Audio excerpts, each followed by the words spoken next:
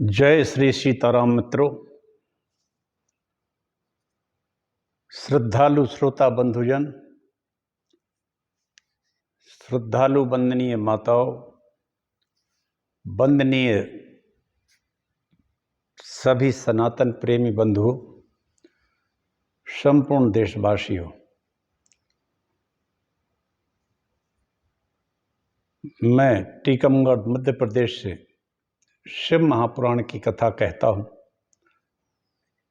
यह कथा वायवीय संहिता के उत्तरखंड की चल रही है और धीरे धीरे शिव पुराण अपनी पूर्णता की ओर बढ़ रहा है। यही कहें कि कथा धीरे धीरे आगे बढ़ रही है पूर्णता की ओर। जीते जी है जग से नाता, इसके बाद ना कोई निभाता, अंत समय में आता काम, प्रेम से बोलो जय श्री राम। सबसे संसार में जितने भी रिश्ते नाते हैं वो सब जीते जी रहते हैं, इसके बाद सब कुछ भूल जाता है। लेकिन रघुनाथ जी का स्मरण करने वाले सदैव सदगति को प्राप्त होते हैं। रामो न मानुषो जातः सनातन परमात्मना। रामो न मानुषो, राम साधारण मनुष्य नहीं है, वो परमात्मा है, सनातन परमात्मा है। आइए हम सब एक मंगलाचरण करते हैं, इसके बाद कथा कहते हैं। मैं टीकमगढ़ मध्य प्रदेश डॉक्टर राजेंद्र मिश्रा पिछले 3 वर्ष से नित्य कथा कह रहा हूँ। ये मेरा 5वां पुराण है। आप सब लोग इसको सुनिए और आपका कुछ नहीं जाता, आप सब्सक्राइब जरूर कर दीजिए यदि आपको ध्यान रहे तो, और जो इससे जुड़े उनको भी कहिए सब्सक्राइब करने के लिए कराइए। कथा कहने में हमें उसमें प्रोत्साहन भी मिलता है और जुड़ने से अच्छा भी लगता है, प्रसन्नता होती है, क्योंकि हम सब हैं तो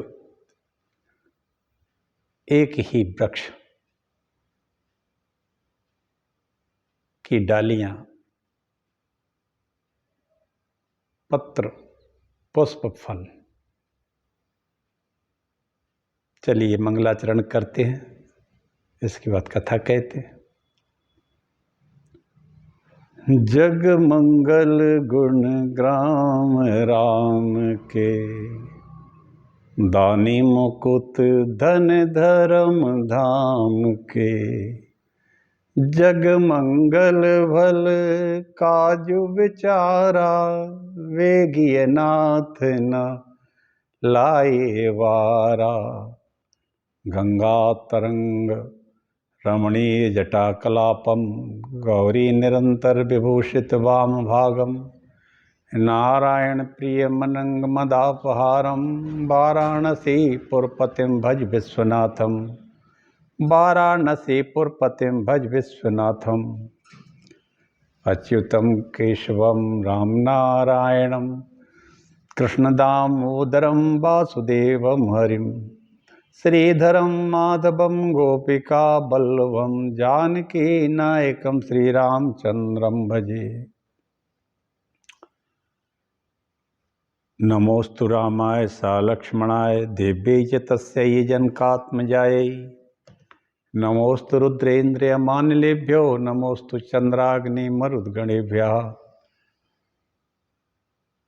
प्रभु समरथ सर्वज्ञ शिव, सकल कला गुण धाम।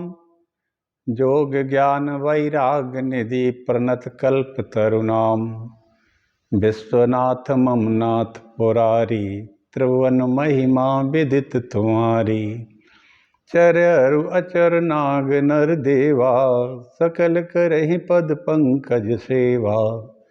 अखण्डमण्डलाकारं व्याप्तमेन चराचरं तत्पदं दर्शितमेन तस्मै श्रीगुरुवे नमः। वक्रतुंड महाकाय सूर्यकोटि समप्रभा निर्विघ्नं कुरु मे देव सर्वकार्येषु सर्वदा। भवानी शंकरौ श्रद्धा विश्वास रूपिण्यौ भवानी शंकरौ वंदे श्रद्धा विश्वास रूपिण्यौ याभ्यां न पश्यन्ति सिद्धा स्वान्ता स्मरीयस्तमैश्वरम्। नारायणं नमस्कृत्य नरं चैव नरोत्तमं देवीं सरस्वतीं व्यासं ततो जयमुदीरयेत्। ओम नमो देव्यै महादेव्यै शिवाय सततं नमः। नमः प्रकृत्यै भद्रायै नेता प्रणतः स्मतां तुलसीदास के पद कमल बारंबार मनाए। गुण गावहु श्री राम के हनुमत होई सहाय। ओम नमः शिवाय, ओम नमः शिवाय, ओम नमः शिवाय, ओम नमः शिवाय, ओम नमः शिवाय, ओम नमः शिवाय, ओम नमः शिवाय, ओम नमः शिवाय, ओम नमः शिवाय। नैकाग्रं चेच्छिवे चित्तं कृते नापि कर्मणा एकाग्रमेव चेच्चित्तं किं कृते नापि कर्मणा। यदि शिव जी में चित्त एकाग्र नहीं है तो कर्म करना और ना करना बराबर होता है। एकाग्र चित्त हो तो कर्म न करने से भी सब कुछ सुलभ हो जाता है। यदि हम मन शिव जी के चरणों में ना लगाएं और दुनिया भर का पाठ पूजा करते रहें, तब वह पाठ पूजा नहीं के बराबर हो जाती है। और एकाग्र चित्त अगर है, एकाग्र चित्त होकर हम जब भगवान शिव की पूजा या अभिषेक करते हैं तो कोई भी चीज़ ऐसी नहीं है जो सुलभ ना हो, सब कुछ सुलभ हो जाती है। ओम नमः शिवाय यह मंत्र सभी सिद्धियों का देने वाला है मित्रों। अब पंचाक्षर मंत्र इसी के लिए आगे श्री कृष्ण कहते हैं, हे ज्ञान के सागर उपमन्यु जो हैं धौम्य ऋषि के छोटे भाई हैं। उपमन्यु और श्री कृष्ण का संवाद वायवी संहिता में चल रहा है। तो वो कहते हैं भगवान कृष्ण सब कुछ जानते हैं, उन्हीं की लीला है, वही कृष्ण है, वही शिव है, वही विष्णु है, वही महेश्वर है, वही ब्रह्मा है, सब कुछ कृष्णमय है। लेकिन वो उपमन्यु से पूछते हैं योग का कि पंचाक्षर मंत्र का महात्म सुनना चाहता हूँ, आप कृपा करके मुझे श्रवण कराइए। उपमन्यु कहते हैं पंचाक्षर मंत्र का महात्म तो 100 करोड़ वर्षों में भी नहीं कहा जा सकता है। कृष्ण भगवान केशव से कहते हैं उपमन्यु कि शिव के पंचाक्षर मंत्र का महात्म मैं क्या कहूँ, उसको तो कई वर्ष लग जाएंगे, तो भी नहीं कर सकता हूँ, क्योंकि वेद और शास्त्रों में षडाक्षर मंत्र ही श्रेष्ठ है। ओंकार युक्त षडाक्षर सबसे उत्तम है। यह वेद का सार सिद्धि और मुक्ति का देने वाला है, संपूर्ण सिद्धिदाता। इस मंत्र का उच्चारण करना चाहिए। ओम नमः शिवाय, नमः शिवाय पंचाक्षर मंत्र है, ओम नमः शिवाय षडाक्षर मंत्र है। यह सब देहधारियों को सर्वज्ञता देता है। यह मंत्र सब विधाओं का बीज है, अति सूक्ष्म है, महान है, अर्थ वाला है, बट वृक्ष के बीज के समान है, तीनों गुणों से यह परे है। ओम इस एकाक्षर मंत्र में ही सर्वज्ञ शिव स्थित है। ईशान आदि ब्रह्म के एकाक्षर नाम नमः शिवाय इस मंत्र में स्थित है। इस षडाक्षर मंत्र में पंच ब्रह्म द्योतक शरीर युक्त शिव जी ही हैं। शिव अनादिकाल से संसार के मोचक हैं। इस प्रकार रोग का दुश्मन औषधि सदा से चली आती, उसी प्रकार संसार के दोष दूर करने को शिव दृढ़ है। इन जगन्नाथ के न होने से संस्कार अंधकारभूत हो जाता है। न सर्वज्ञम बिना पुंसा मादि सर्गा प्रसिद्ध्यति वैद्यम विना निरानंदा क्लश्यन्ते रोगिणो यथा। सृष्टि का आरंभ सर्वज्ञ शिव के बिना नहीं हो सकता। जैसे वैद्य के बिना आरोगी आनंद से रहते हैं, उसी प्रकार शिव के बिना जीव जगत आनंद से रहित हो जाता है। इस कारण शिव परिपूर्ण अनादि सर्वज्ञ हैं। वही नाथ और संसार सागर से रक्षा करने वाले हैं। इतना ही शिव का ज्ञान और इतना ही परम पद है ओम नमः शिवाय। इस षडाक्षर मंत्र का जाप शिव प्रोक्त विधि वाक्य जो सर्वज्ञ और स्वभाव से निर्मल है। इस कारण बुद्धिमान को ईश्वर के वाक्य में सदा श्रद्धा रखनी चाहिए।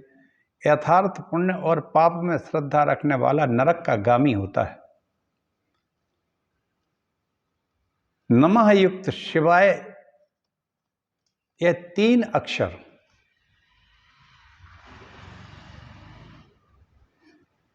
जिसकी जिह्वा के आगे बरतते हैं उनका जीवन ही सफल है।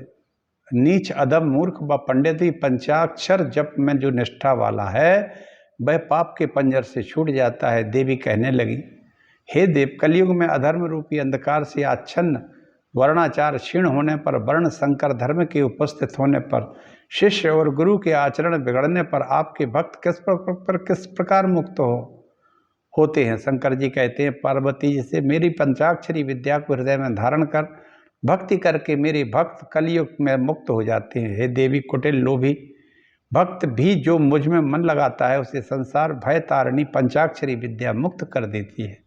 नमः शिवाय का जप जो निरंतर करता है उसको कलयुग कोई कष्ट नहीं पहुंचा पाता है।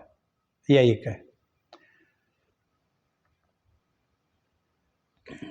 पतित प्राणी इस विद्या से कैसे छूट सकता है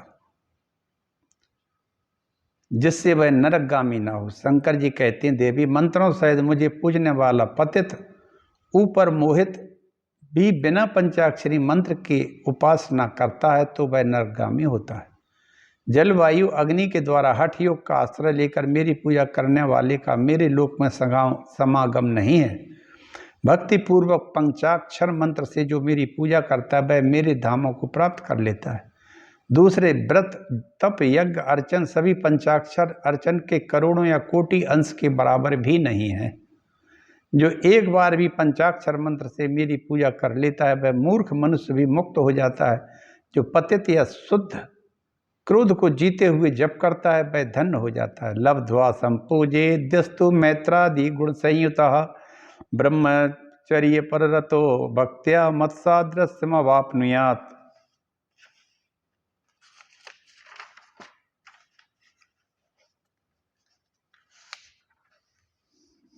जो गुरु मंत्र ले मैत्रेयादि गुण युक्त हो मेरी पूजा करता है, ब्रह्मचर्य युक्त हो भक्ति से रहता है, वह मेरे जैसा गुणवान ही हो जाता है। पंचाक्षर के प्रभाव से लोक, वेद, महर्षि, शास्त्र, धर्म सभी देवता और यह जगत स्थित है।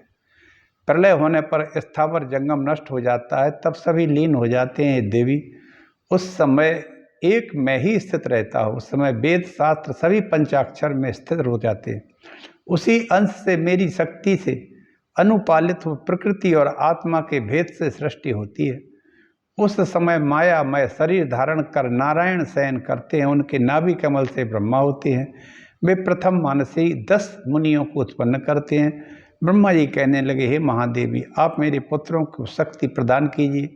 ब्रह्मा जी की प्रार्थना पर मैंने ब्रह्मा जी को पंचाक्षर उपदेश दिया। उन्होंने अपने 5 मुखों से उसे ग्रहण किया और मुझे महेश्वर जाना। तब मैंने उन पुत्रों को पंचाक्षर मंत्र और उसका अर्थ दिया। पितामह और पुत्र उस मंत्र को आराधना करने लगे। हे देवी, मेरु के शिखर पर एक मुंजवान नामक पर्वत है, वह मेरा प्रिय स्थान है। उसी पर ऋषि सृष्टि की इच्छा से तपस्या करने लगे। दिव्य सहस्त्र वर्षों तक वे वायु पीकर तप करते रहे। न्यासम षडंगम दिग्बंधम विनियोगम श्रेष्ठतः प्रोक्तवान मार्याणाम जगत सृष्टि विवध्यते। तब मैंने उनको न्यास, षडंग, दिग्बंध, विनियोग सब जगत सृष्टि हेतु बताया। तब वे ऋषि मंत्र के प्रभाव से देवता, मनुष्य और असुरों की सृष्टि करने लगे।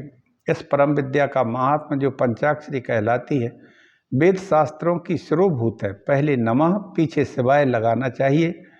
मेरे मुख से निकलने के कारण यह मेरी वाचक सुवर्ण के समान पीत, ऊंचे पयोधर वाली, 4 चरण भुजा वाली, 3 नेत्रों वाली, पद्म दल हाथ में धारण किए अभय देने वाली, सभी प्रकार के आभूषणों से सुसज्जित, नील कुंचित बालों से युक्त सूर्यमंडल के समान इस प्रायमान 5 वर्ण पीत कृष्ण धूम्र स्वर्ण और रक्त के समान वर्ण है। ये बिंदु नाद से पृथक युक्त करने चाहिए। अर्धचंद्र के आकार बिंदु और नाद दीप शिखा के समान है।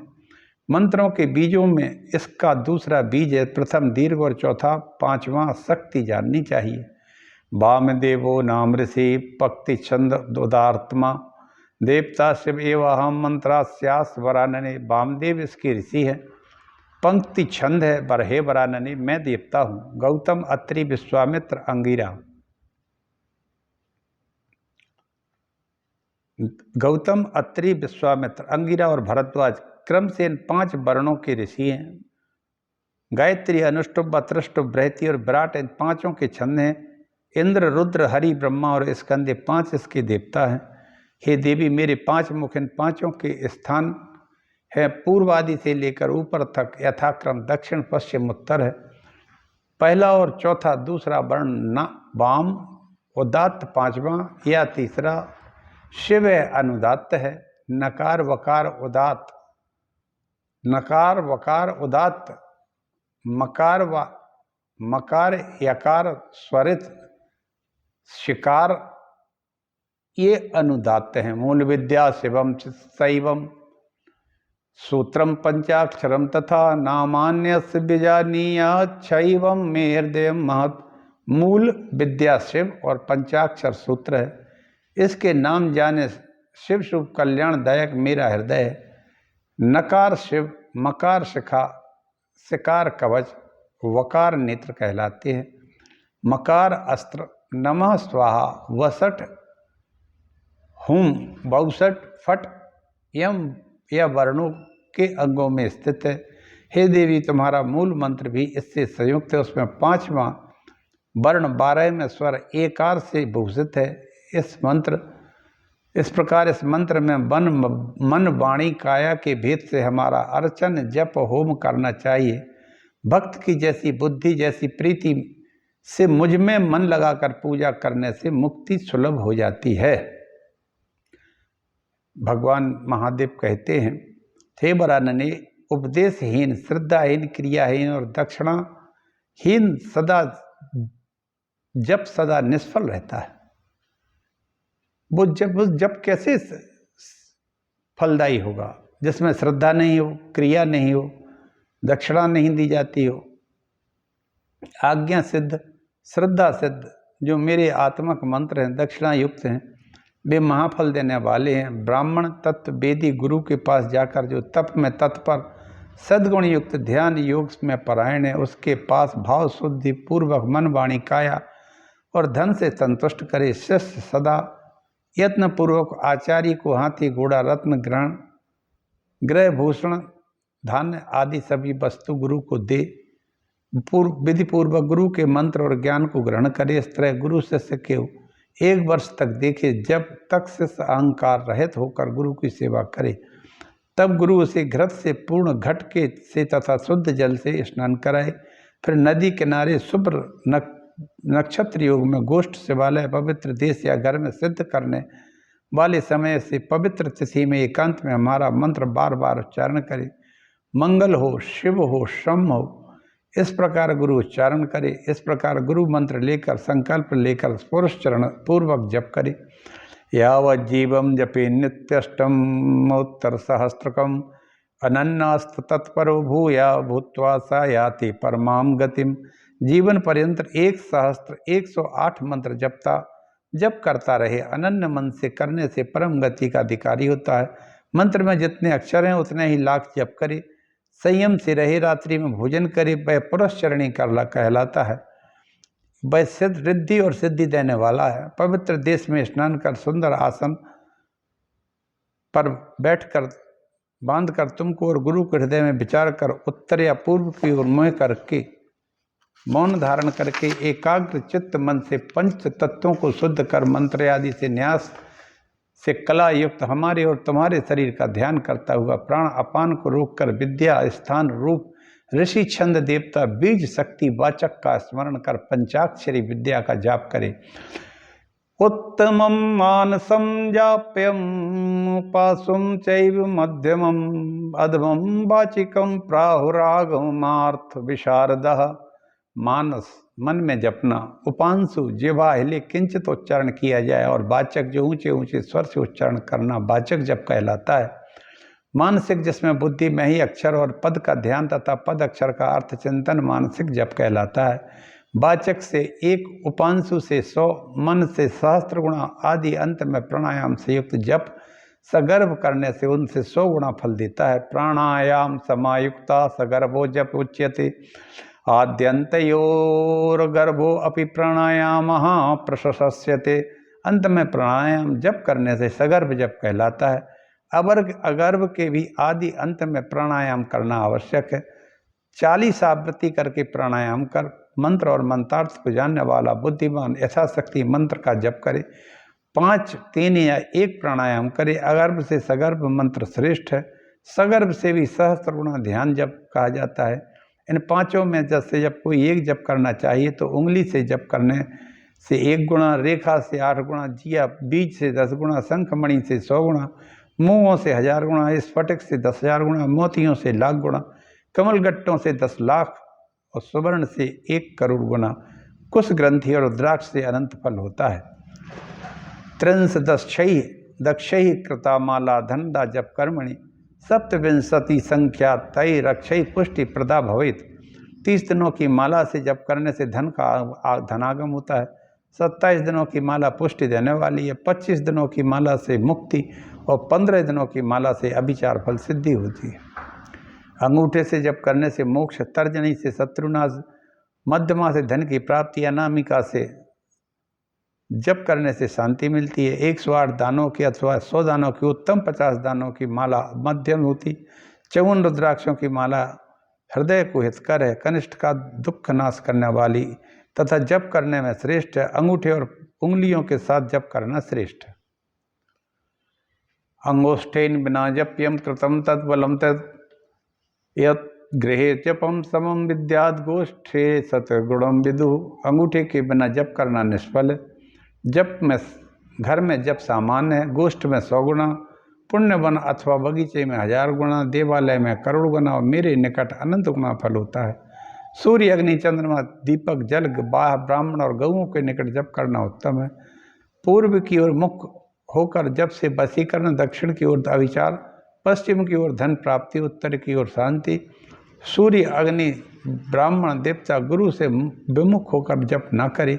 नंगा खुले बाल, कंठ लपेटे हुए, अशुद्धि में रोना, क्रोध, मद, छींक, थूकना, जमाई, कुत्ता आदि नीच दर्शन होने से पर आचमन कर लेना चाहिए। मेरा और तुम्हारा स्मरण करें। सदाचार युक्त शुद्धता से जप ध्यान करने से मंगल को प्राप्ति होती है। आचारः परमो धर्माचारः परमं धनम, आचारः परमं विद्या, आचार परम गति। आचार ही परम धर्म है, परम धन है, परम विद्या और आचार ही परम गति है। आचारहीन लोक में अपमानित होता हुआ दूसरे लोक में भी सुख नहीं मिलता। आचार से मनुष्य सदाचारी बनता है। देवी मैं कहता हूँ कि सदाचार विनिहस पतितास्त्यन्त्यजन्यजस्य च पंचाक्षरात् परम नास्ति परित्राणम कलौ युगे। सदाचारहीन पतित अंत्यज की रक्षार्थ इस कलयुग में पंचाक्षर मंत्र से बढ़कर कोई मंत्र नहीं है। इन महामंत्रों को जोड़कर पंचाक्षर मंत्र का भी हृदय से जप करना चाहिए। इसके सिद्ध होने पर सभी मंत्र अपने आप सिद्ध हो जाते हैं। मेरे प्रसन्न होने पर या प्राप्त होने से सभी देवता प्रसन्न हो जाते हैं। अन्य मंत्रों की तरह इस मंत्र का में कोई दोष नहीं है। जो इस पंचाक्षरी मंत्र का भक्ति से कीर्तन करता है, वह श्रवण करता है, वह सभी पापों से छूटकर परम गति को प्राप्त कर लेता है।